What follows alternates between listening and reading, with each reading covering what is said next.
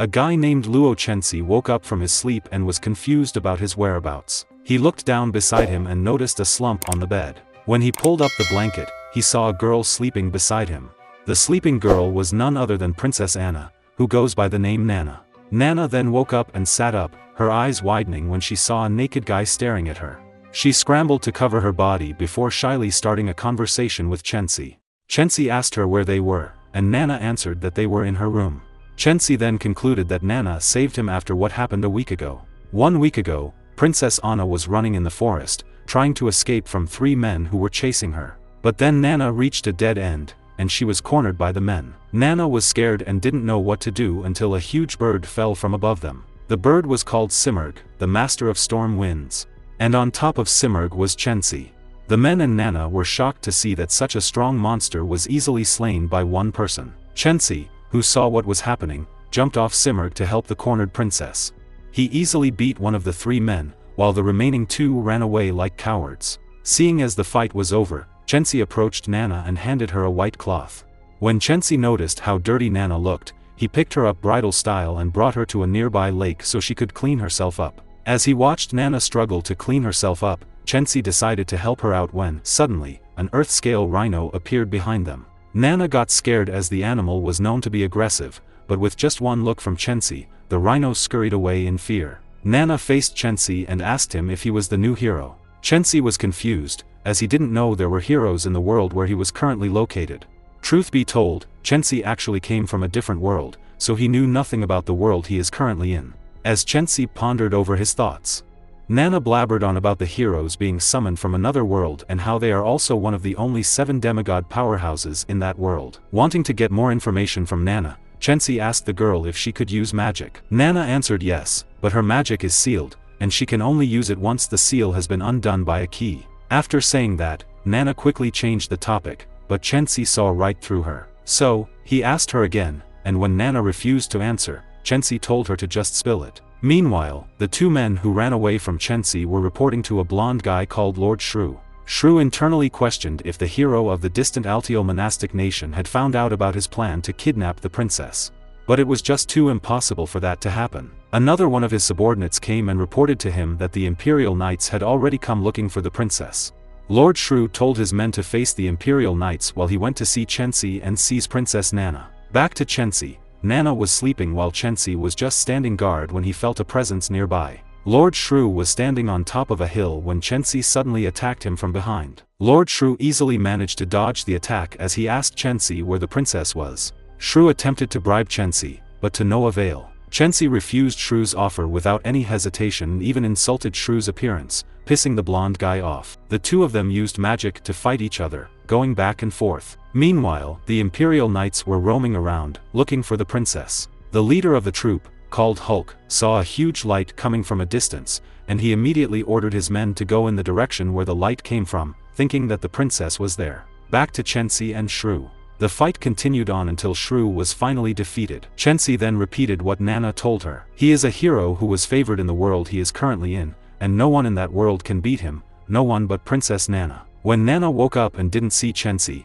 she was quick to assume that he had left her behind. She walked around, whining about Chensi, when a rhino saw her and started chasing her. Luckily, Chensi managed to arrive in time and beat the rhino. Chensi reprimanded Nana for walking around with her injuries before pulling out the key he stole from Shrew after their fight. He unlocked the neckband that was wrapped around Nana's neck, unsealing Nana's magic. He then pulled out a small potion that he also stole from Shrew and made Nana drink it to help her condition. Nana felt guilty that she doubted Chensi and apologized to him, hugging him in the process. But Hulk arrived at the same time as Nana hugged Chensi, and he assumed that Chensi was doing something strange to the princess. He tried provoking Chensi into a fight, but Nana scolded him and told him that Chensi was the one who helped her. As Chensi was watching Nana and Hulk's interaction, he suddenly felt dizzy. Due to his fight with Shrew, he has exhausted his magic power, and now he's feeling the result. Nana put her attention back on Chensi again, only to see that Chensi had fallen unconscious. In his dreams, Chensi saw the reason why he was taken to another world, a girl named Lavinia. When Chensi first met Lavinia, the girl introduced herself as a descendant of the goddess. Lavinia has always shown interest in Chensi. Lavinia then explained that, as she is now inside Chensi's body, the two of them exist as one. And she also warned Chensi that the next time he falls into a comatose state,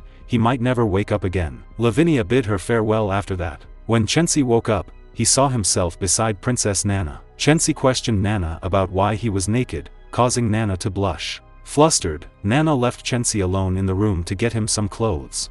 Minutes later, a barely clothed girl came into the room, holding the clothes given to Chensi. She shyly told Chensi to follow him to the bathroom so he could take a shower, and that she was to attend to his shower and other things that he needed. Chensi approached the timid girl and asked if Nana had made her attend to him in such revealing clothes. But the girl declined, as she did it of her own volition because serving noblemen like that was something that normally happens in their world. Chensi refused the girl's help and decided to take a shower on his own. After showering, he went out of the palace. Outside, Chensi walked around when Nana approached him, asking him about his condition. Chensi already felt a lot better, so he was curious about Freya's tear, which he thinks was what replenished his magic power.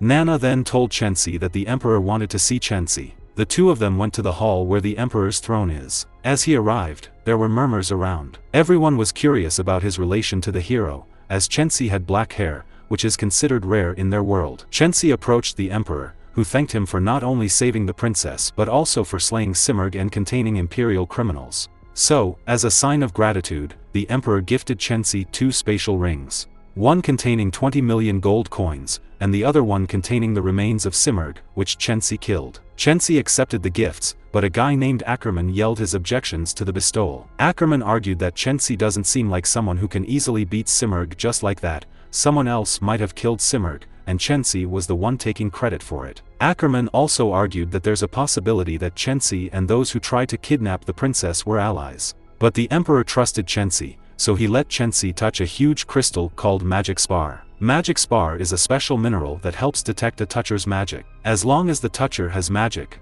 the magic sword will react to it. Chensi put his hands on Magic Spar, but there was no reaction. Ackerman then attacked Chensi, assuming that his baseless accusations were true. But with just one swift move, Ackerman was knocked down by Chensi, and the emperor was clearly happy about what he witnessed. So, the emperor decided to give Chensi another gift. And that gift is for Princess Anna and Luo Chensi to be betrothed. During dinner, Chensi asked the emperor why he decided to betroth his own princess to him just like that. But the emperor knew that his daughter liked Chensi, which is true, as Nana indeed liked Chensi. The emperor asked Chensi if he had any connections with the hero or the Snow Moon Nation's royal family due to his black hair. When Chensi answered no, the emperor was glad, as it meant there were no issues that could stop the marriage between Chensi and Nana. Chensi then mentioned how young Princess Anna was, low-key trying to call off the engagement. But the emperor shrugged it off, saying that it was fine for his 13-year-old daughter to marry him. Seeing as Chensi was hesitant, the emperor decided to give Chensi 1 month to get to know Nana better before deciding to marry her. Outside, Chensi approached Nana, who looked sad. Nana told Chensi that she liked him, and she promised to make him like her back within a month. The next day, Nana did everything she could for the whole day to make Chensi like her. But Chensi was just indifferent to her efforts. And in the evening, Nana slept in Chensi's room. The day after that, Chensi was in the library, reading books that could give him information about the world he was in. Chensi learned about the goddess of the world called Freya, so he was curious what goddess Freya had to do with Freya's tear. Chensi then used his magic when a blonde girl approached him, amazed at how he didn't even need to chant to use his magic skills. The girl is Alice, an exchange student and the 4th princess of the kingdom of Gurinder. Alice asked Chensi to teach her magic, but Chensi refused, causing Alice to cry. Alice hugged Chensi's knee and begged him to teach her magic when Nana came, enraged at the sight she saw. Nana invited Chensi to get back together, and once they left, Nana asked Chensi if there was something going on between him and Alice. Chensi clarified that Alice just wanted him to teach her magic and nothing more. But then the girl who offered to attend Chensi's shower came and told him to focus on Princess Anna. The girl is actually named Mira, as we learned from Nana. While Nana was lost in her thoughts, Mira set Chensi's food down on the table. Nana then asked Chensi if he was free for the next 2 days when she noticed something odd between Mira and Chensi. So she asked if something had happened between them, alarming Mira, who became anxious. Chensi denied it, hoping that it would stop Mira from doing strange things again. The appointed day came, and Nana invited Chensi to go shopping. While shopping, Nana did everything she could to make Chensi like her, but to no avail. She then told Chensi about the banquet that was supposed to take place in a few days. The banquet was supposed to be a welcome party for Luof, the first commander of the knights, who was going to return soon. Trying to get a reaction out of Chensi, Nana told him that Luof was his rival in love. On their way back home, the two of them stumbled upon hooded men who wanted to kidnap the princess. The hooded men are magic users, and fighting them all might harm the princess in the process. So Chensi decided to just carry Nana and run away from the hooded men. Chensi brought Nana to the bell tower and told her to stay there for a while he fought off the hooded men. Chensi managed to beat all of them, and they went back to the palace. In front of the palace, the emperor was waiting with his wife and Mira. Mira asked Nana how she was, but Nana simply walked past them in silence, ignoring all of them. The emperor then glanced at Chensi, glad that the princess had someone like him besides her all the time. But there was also one thing the king was worried about, that there was an imposter inside the palace. The king thanked Chensi for protecting his daughter. At night, Chensi visited Nana in her room to comfort her, as the princess was still scared after what happened. Chensi told Princess Anna not to worry, because as long as she had him beside her, no one could hurt her. Flustered, Nana asked Chensi if he finally liked her back and if he was confessing. Nana got excited because of it, but Chensi just looked at her weirdly. So he told her that he wasn't confessing but was just referring to the month they had spent together. Chensi then went back to his own room, leaving Nana, whose head was still in the clouds. In his room, Chensi lays on his bed. He was pondering over his thoughts again, because before, he would have never said anything to reassure anyone. But now he found himself genuinely caring for the princess. Chensi knew that something had changed inside of him after coming to this other world.